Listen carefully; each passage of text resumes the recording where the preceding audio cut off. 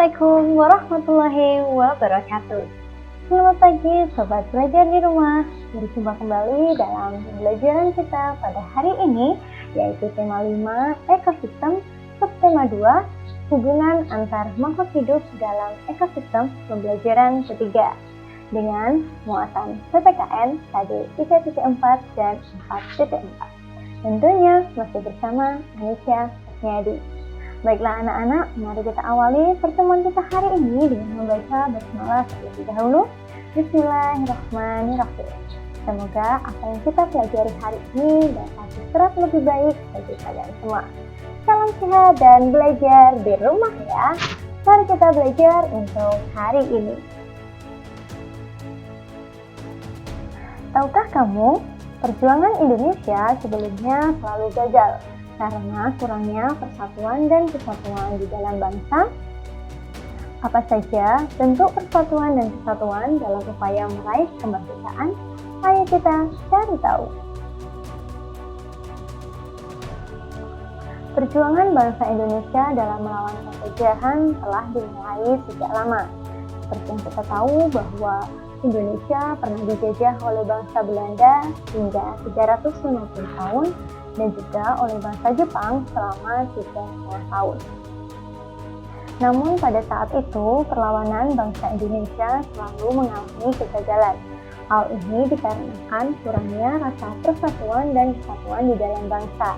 Perjuangan yang dilakukan oleh para pahlawan kita pada saat itu masih bersifat kedaerahan, di mana setiap daerah-daerah akan berjuang sendiri-sendiri untuk memperjuangkan hak yang seharusnya mereka dapatkan dari kaum penjajah.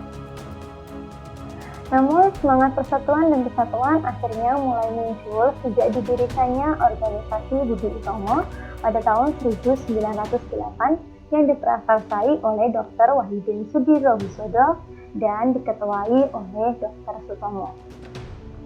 Semangat persatuan dan kesatuan semakin kuat dengan adanya Ikrar Sumpah Pemuda.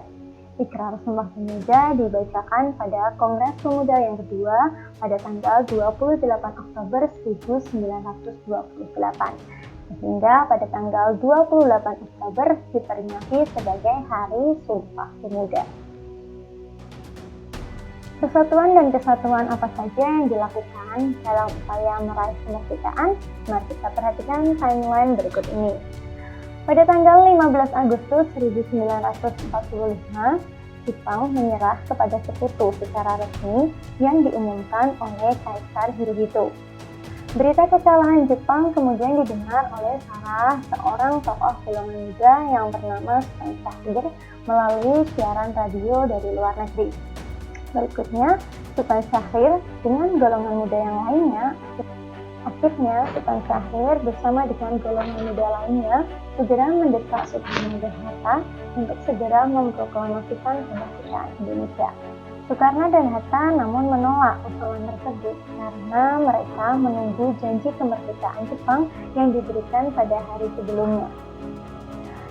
Kemudian pada tanggal 16 Agustus 1945, golongan muda mengamankan Soekarno dan Hatta ke Rengas Dengklok. Tujuannya adalah untuk menjauhkan diri dari pengaruh Jepang. Setelah bermusyawarah, akhirnya Soekarno-Hatta kembali dipulangkan kembali ke Jakarta untuk merumuskan teks proklamasi. Perumusan teks proklamasi dilakukan di rumah salah seorang perwira tinggi Angkatan Laut Jepang yang bernama Laksamana Maeda. Isi naskah proklamasi kemudian disusun oleh Soekarno, Muhammad Hatta, dan Ahmad Sudarjo. Naskah proklamasi ditulis oleh Soekarno dan kemudian setelah teks proklamasi tersebut sudah jadi, diberikan kepada Sayyidu Malik untuk diketik.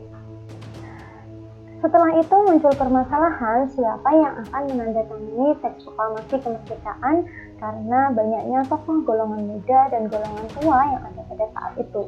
Akhirnya atas usulan dari Soekarno, naskah proklamasi ditandatangani oleh Soekarno dan juga Hatta atas nama bangsa Indonesia. Akhirnya pada tanggal 17 Agustus 1945, naskah proklamasi Indonesia dibacakan pada pukul 10, yakni pada hari Jumat waktu itu, yaitu bertempat di Jalan Pegangsaan Timur nomor 56 Jakarta. Berikut adalah teks proklamasi otentik, yaitu teks proklamasi yang ditandatangani oleh Soekarno dan juga Hatta. Naskah proklamasi kemerdekaan akhirnya dibacakan oleh Insinyur Soekarno dengan didampingi oleh Dr. Andes Muhammad Hatta. Mari kita dengarkan bersama-sama.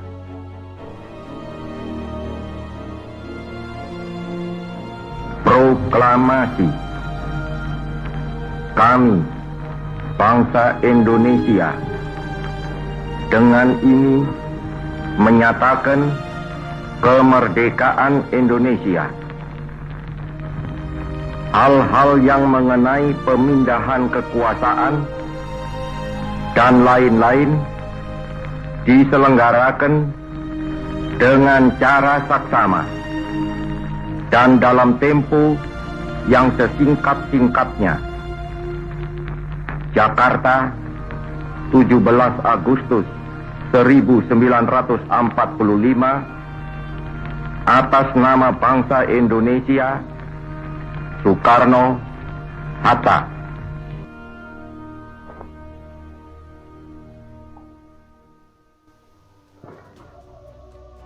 Setelah pembacaan naskah proklamasi, dilanjutkan dengan pengibaran bendera merah putih yang dilakukan oleh Hafiz Hendraningrat dan juga Suhut Sastrokusumo. Bendera merah putih yang dikibarkan pada saat itu dijahit sendiri oleh istri dari Insinyur Soekarno, yaitu Ibu Fatmawati.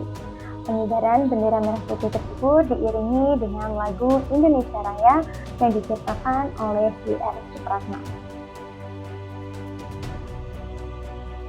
Peristiwa proklamasi merupakan salah satu contoh penerapan sikap persatuan dan kesatuan dari seluruh bangsa Indonesia.